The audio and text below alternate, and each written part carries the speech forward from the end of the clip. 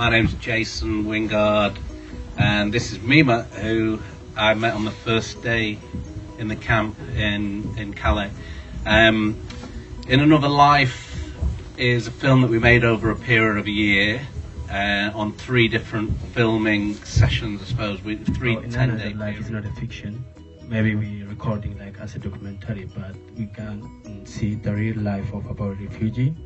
So we just make it to help refugee and then to change the people awareness about it. You have different background. However, at the end of the time, we need to get help with all the British people and then all of in the world. So that's why we make this movie. I hope you're gonna join it. And then thank you for coming again. Thanks a lot.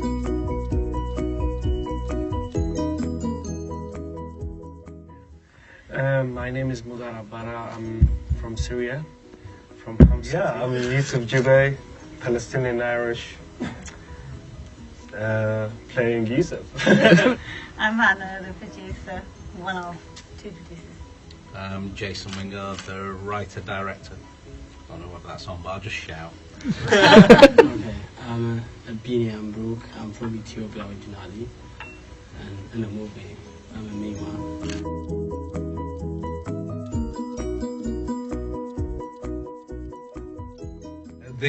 I think when we first went out, we didn't know a great deal about what was happening, but that was kind of what was motivating us going out there in the first place. We wanted to learn. So we were watching stuff on TV of people clamouring on vans, but we didn't understand what was happening, and I thought there was a disconnect between what was being told in the media and what was happening in the camp. So the only way to find out about that was to go and meet people in the camps, and very quickly we formulated you find out, there's different sections of the camp. There's the Eritrean section, the Ethiopian section, Sudanese section, and all of those countries have their own individual reasons for being there, and that's not really portrayed in the media. And so, logically, if you go to a refugee camp, you've got 9,000 people, you've got 9,000 individual stories, and that was probably the motivation of what we wanted to try and get across.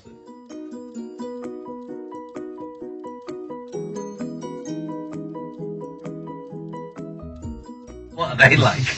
I mean, they just kind of literally will put a pound sign or a dollar sign on every single thing, which is kind of heartbreaking with a film like this. But also they need to know that there's an audience out there for the film, and there's people who would want to see a film like this. And so then at this point I'm going to hand over to you, Hannah. How are you going to sell it?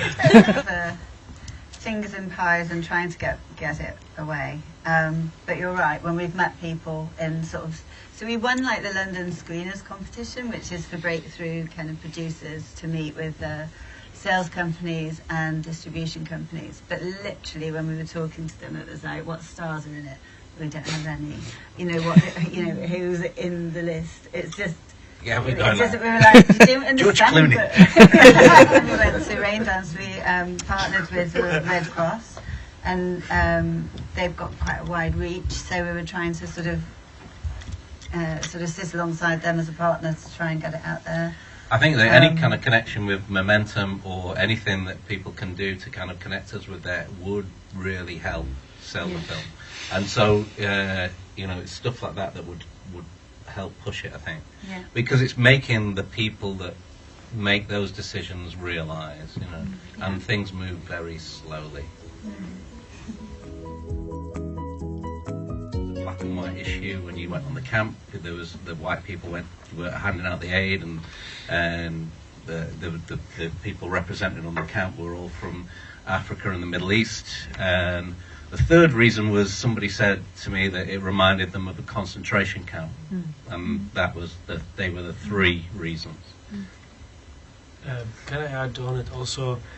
To be honest, black and white is more drama. When you watch it black and white, it's like you have 2 choices, especially in this kind of film. Death or leave. So black or white. Your life is 2 choices, man. Okay, so I have 4 now. I've got 4 reasons for my next Q&A. If anyone wants to throw in any fire. So